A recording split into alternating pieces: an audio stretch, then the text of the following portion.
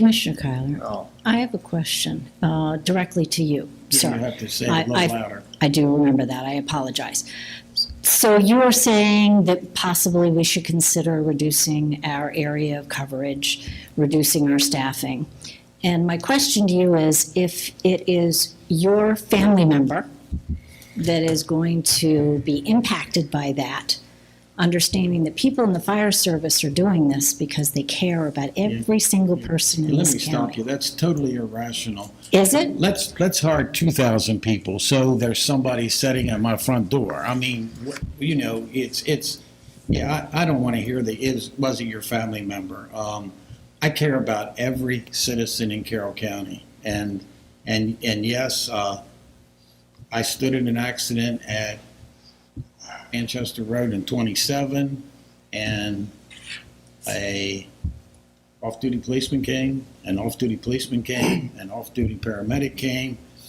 We had a guy with chest pains, and we were trying to deal with it, and then an ambulance showed up. Would I have preferred the ambulance been 10 minutes sooner? Yes. Now, maybe they were on another call, maybe whatever, but I really don't want to hear what if it's my family member. That's totally irrational.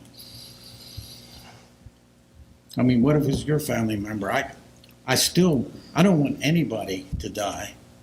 And I get sensitive about it. I heard the same garbage when we put kids in schools. Was I going to pay for funerals? Sometimes you got to make tough decisions. And I understand, but all I'm saying is there's no way without 84 on top of 150 that life's not going to be at risk. And I guess I'll ask you a question. We fund this 84. Hell, I donate $1 million. You're going to guarantee my family member is going to be saved. That's a guarantee with 84 people. Yeah, There's I no didn't think so. guarantee Like I in said, life. it was totally irrational and out That's of fine. line. I won't argue that with you. Yeah, that stuff.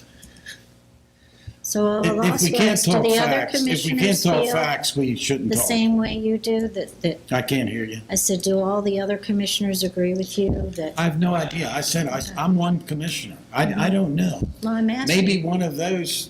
You guys have 20 million? Well, That's not an issue. before the conversation goes off a little bit more, because we do want to stick to the agenda.